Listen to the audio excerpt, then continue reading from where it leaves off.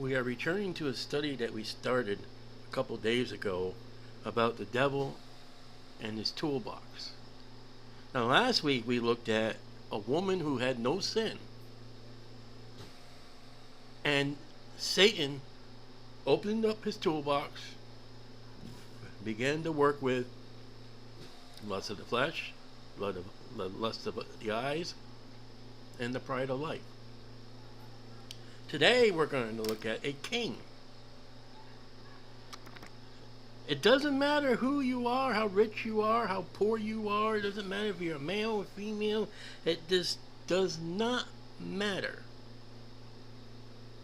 what human Satan attacks.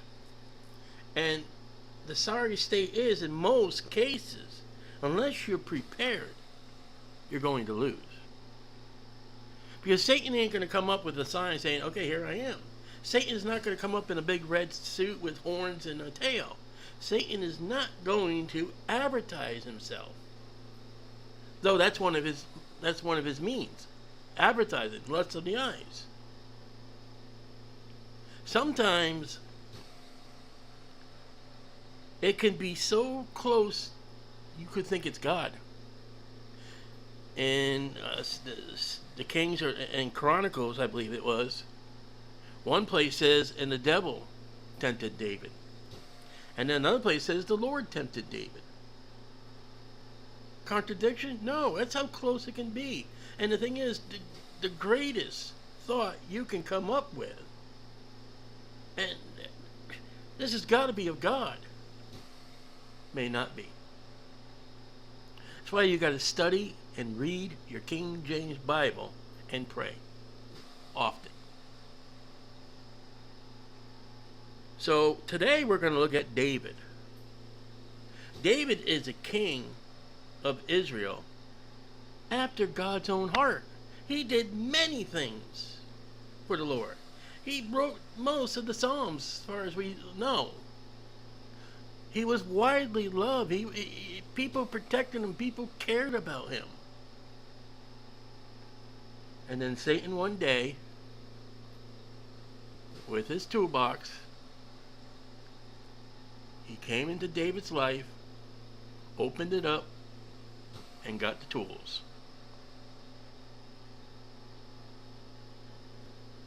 Second Samuel 11, verses 1 through 5. And it came to pass after the year was expired, at the time when kings go forth to battle. So there was a marked time for a battle. You know, I don't know who was the last president to go into war. I know Bush was in the military, but I don't know if he was in a war. But chances are, we have had, there's been a while since a king or president has been in physical contact. Oh, they can send men and women, your children. They don't send their children. So be warned, America, that David sent Joab, that's his military leader, and his servants, those are the Jews, the military, with him, Joab, and all Israel, and to destroy the children of Ammon, that's the enemy, and besiege Rabbah, that's the city. But, David tarried still at Jerusalem. David did not go into battle. I can tell you one thing right now. Clinton, Obama, Trump did not go into battle.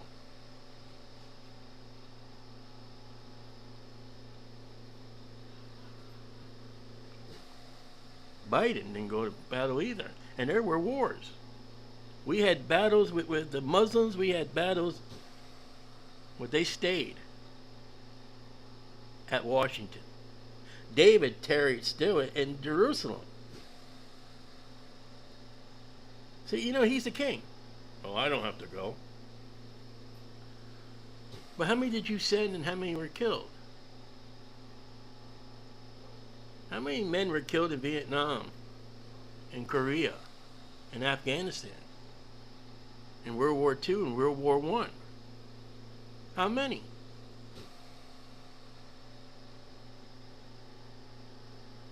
So, I mean, it just says David's tarried. I mean, the president's tarry.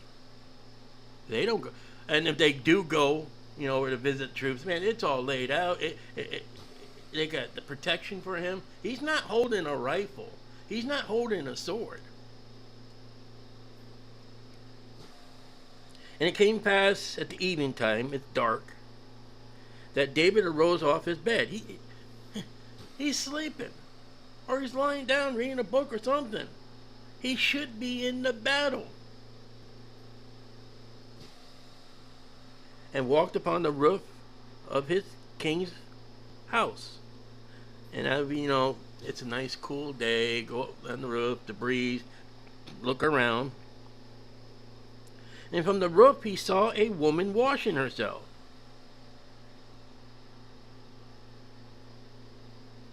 And the woman was very beautiful to look upon. Now, nowhere does it say the woman was naked. Okay? This is something I stress, and, preachers and Christians like, she could have been washing her face. She could have been washing her hands. She could have been washing her hair.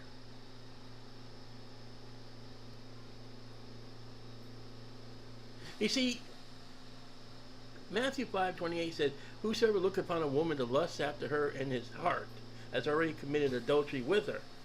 It didn't say you slept with the woman. It just said, hey, listen, you looked upon her and, you gave that second, maybe third or fourth look and woohoo, ha. And you're charged with adultery. Now, I mean, if she was naked and washing herself, I don't know why she would be doing it in the nude and where people could see her. Modesty. I mean, like I said, and I mentioned a couple other times, that bikini is nothing more than a bra and a panty. And the panties are not really today that covering. It's just a string.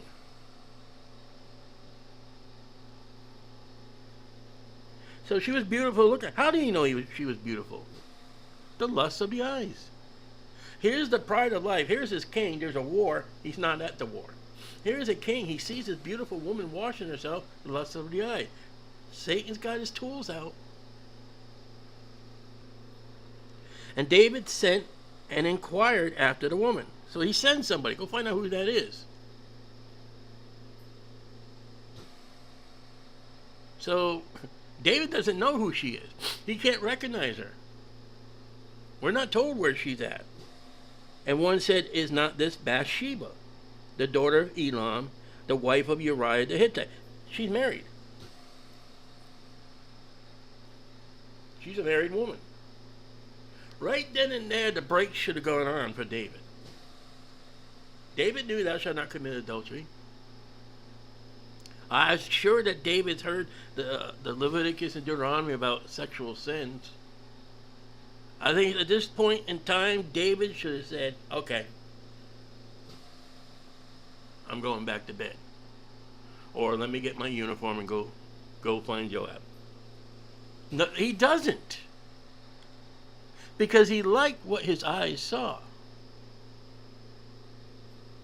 I mean, it's like somebody who is big and they see a package of candy bars, gluttony, and they buy them and they eat them. Oh, ice cream.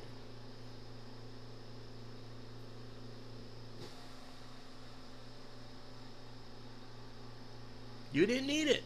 You wasted your time and money on that.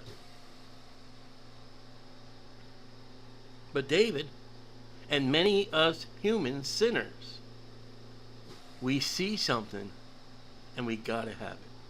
When they send you those catalogs in the mail, we'll give you $5,000 credit and all that. Man, if you buy our candy and our candied ham and all that, you can only pay. You will have to only pay a certain amount a month. That's what Satan's doing here. That's the lust of the flesh. Ooh, I like it. I got to have it. But you don't need it. It may have been cheaper at the grocery store, which in some cases it is when you look at the size of what really it is. So he finds out that the woman is Bathsheba and she's married. Now, one of the things I do if I'm looking at a woman to maybe be married to later in life, I look at, are you married? I had a woman that was married. What was the divorce? What was the reason for the divorce? And she had a biblical reason. Okay? I had a woman one time, very young, and we went out, and I don't know what my plans would have been. I don't know what her plans were. But finally she told me in the end, well, before I left, she says, I'm married. I said, okay, well,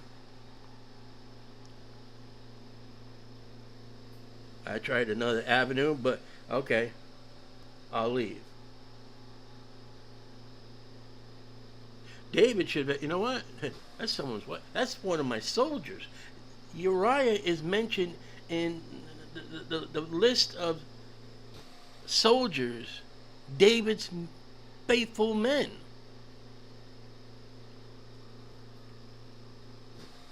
And he will turn on him for Bathsheba. Uriah is out there in battle, and David is inquiring of his wife. Now, nowhere does it say that Bathsheba instigated this.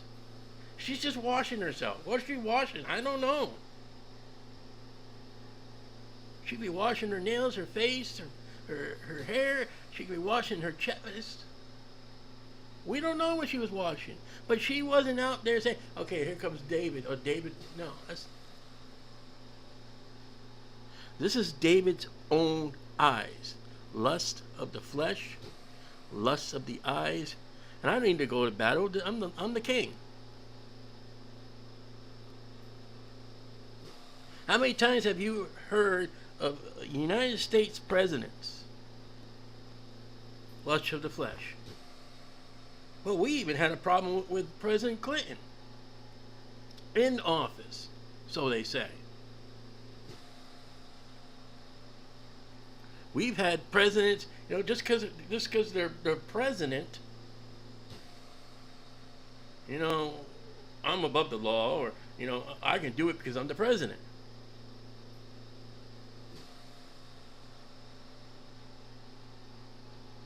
I guarantee kings and queens in history of the world has done what David done. And for them, it may have been just the lust of the flesh. I mean, there are kings, who would murder wives to get another wife. There are kings who married multiple women. There are kings and presidents that got what they desire because they saw it and they wanted it and they got it. And there are rulers in the world who are not kings, they're not queens, they're not a president, and they use their pride of life, they use their diploma, they use their office, their title to get things.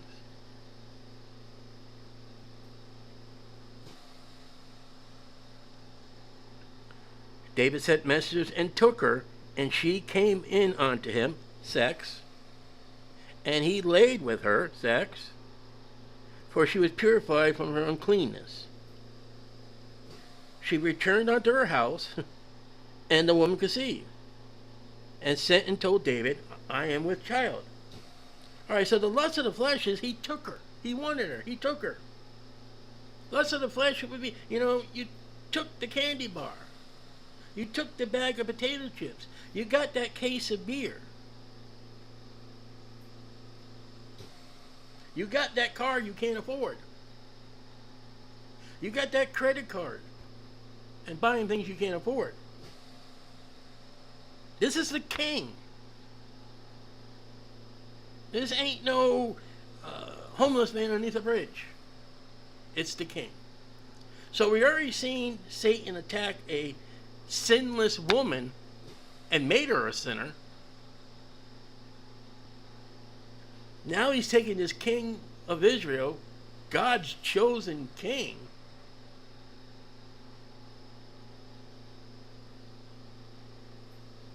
and in one simple night, David is an adulterer. And he's already got wives. He's got Abigail.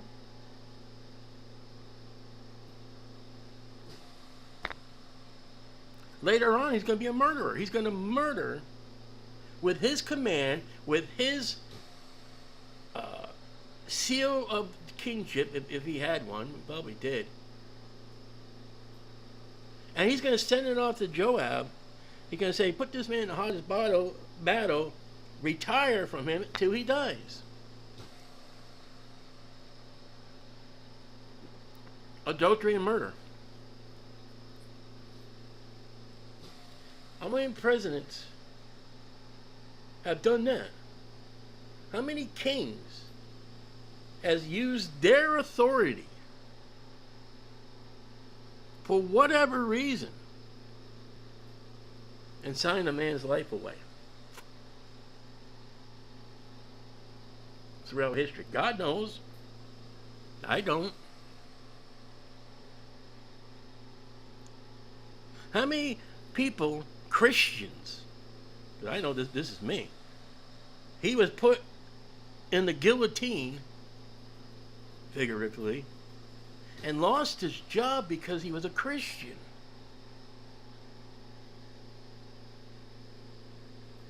I mean, Uriah didn't do nothing. And as far as we can tell, up to the time that she slept with him, Bathsheba didn't do anything. And Satan will use an innocent person to be hurt. We read in Genesis 3 that Eve took that fruit finally, she ate it and gave it to her husband with her. Adam didn't do anything. But because he loved her, he took a bite. Now, I don't know if Bathsheba thought just because he's the king, I got to sleep with him. We're not told that. Maybe she feared for the life of herself and her family. That if I tell the king no,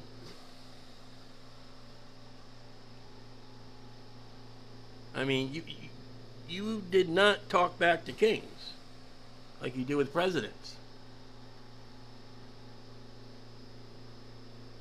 But we see already in our second person is there are others that are hurt by the lust of the flesh. Eve wanted that apple, she ate, and Adam ate. David wanted this woman, he had sex with her, and she had sex with him.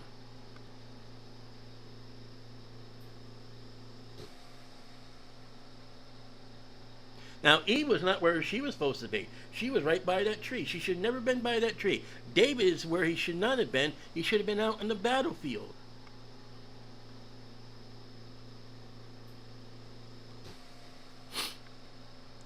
Eve had asked her husband, Adam, to do something that he should never have done.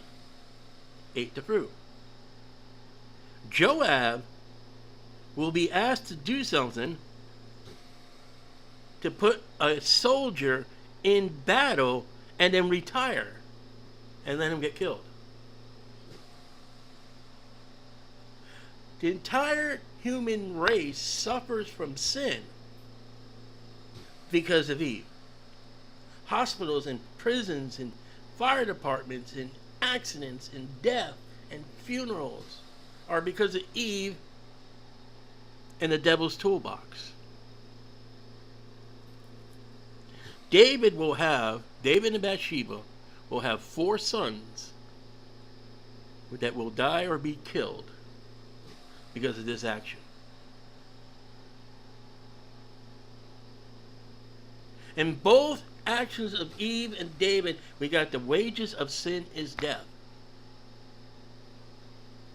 Now David will die, Bathsheba will die, but Uriah died beforehand. Adam will die, Eve will die, but I can't remember. Abel will die before them. The wages of sin is death.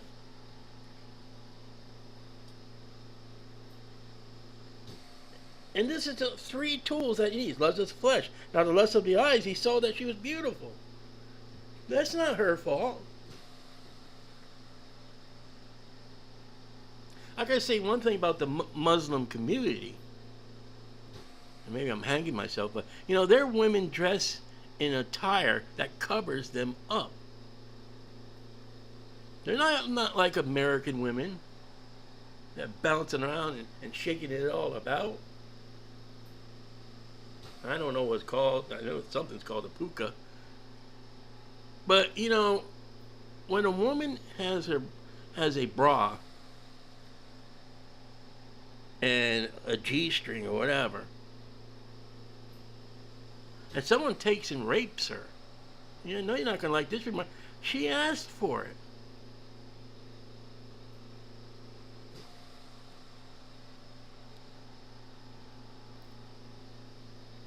And David's son is going to rape one of his granddaughters for that very cause.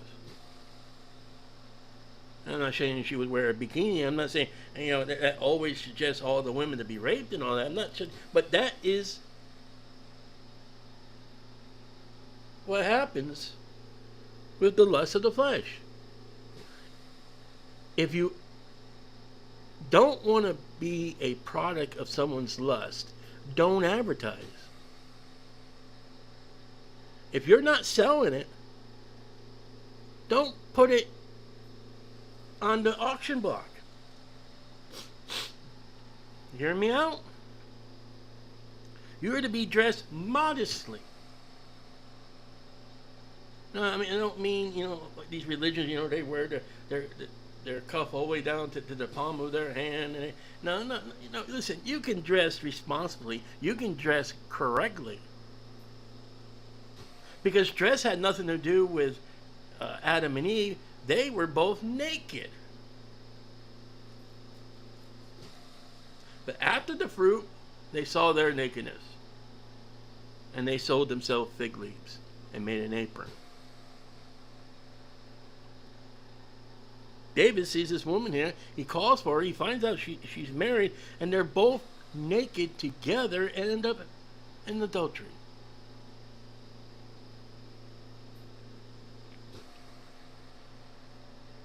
And the lust, she saw that she was beautiful. That's the lust of your magazines and your television and your computer screen. You are looking at something. You can't have it. It's probably photoshopped. But you don't even realize your sin, Christian, if you're looking at that online. Lord. Matthew says that Jesus said, if you lust upon a woman, if you look upon a woman to lust after her in your heart, you already committed adultery. Now, I don't mean you see a woman, okay, it's you took that second look. You took a longer look. You put thoughts in your heart. I mean, you can look at the cashier at the grocery store, and okay, here's my money, and here's your change, and have a good afternoon. Okay, that's not adultery. But if you're staring, David had to be staring. I mean, you can notice a woman is beautiful with a quick look, but his next action is, go find out who she is. That's adultery. And no one had the sense that she's married. Leave her alone. Listen, someone tells you you're interested in a male or you're interested in a female, and they say, listen, that's so-and-so, their wife or their husband. That ought to be, no, hands off. And your friend should, these guys should say, listen, David, she's married.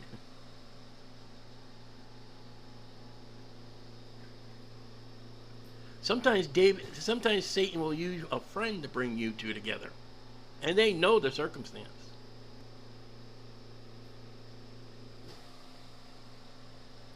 And the pride of life. Kings go forth to battle, but David tarried still at Jerusalem. I'm the king. Why do I have to go?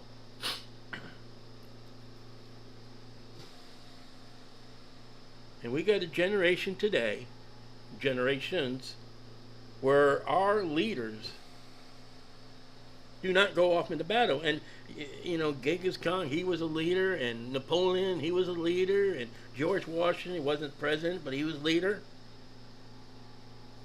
As far as the President of the United States, he is the Commander-in-Chief of Armed Forces. Some of them never even been in the Armed Forces.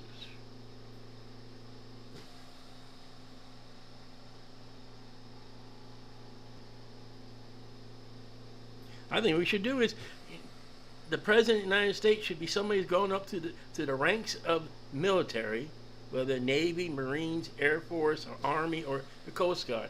And when he gets to the highest point of the military rank, the next rank should be the President. And I'm not talking about somebody who's been given these easy jobs and office jobs. I mean, somebody who's down there, he's down there cleaning the rust and mopping up the floor, and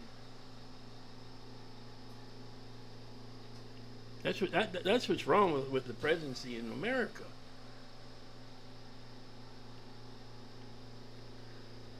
Lust of the flesh is something you gotta desire to want and have. You don't have to get it. Whosoever look upon a woman, the lust after in her heart is committed to. He didn't get the woman. She's still on that page. She's still on the screen. She's somewhere. Well, you're an adulterer.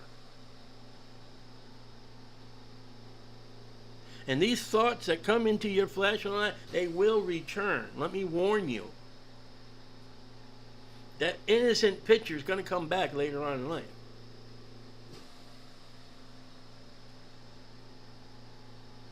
Satan takes those things and puts them on this toolbox, and he files it under your name. Aha. That's what Styly wants. Keep it right here, and I'll bring it out later. I mean, Styly, he's not into beer and all that, which I'm not. But man, if I can show him a Tipperella cigar and have somebody smoke it by him, and he takes that extra inhale of secondhand smoke, I've sinned. It's something I desire. I'm not supposed to. And the lust of the eyes, again, I see something. I'm not supposed to be looking at it.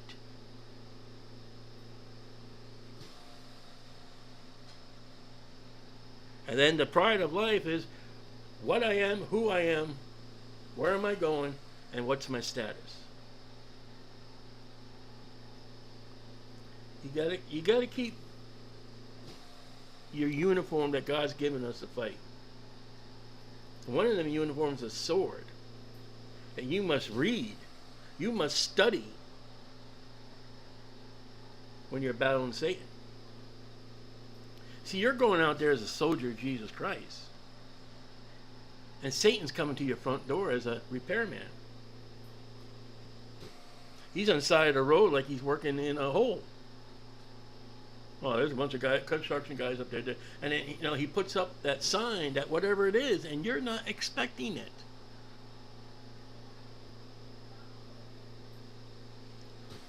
Or you're so naive that you expect Satan to be that red little monster that they created him to be.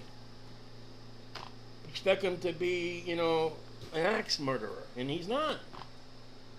The Bible says he was a beautiful cherubim, beauty, and prideful. And the things that David could have been pride, I'm the king. Oh, what happens if I get that woman? And I had that woman.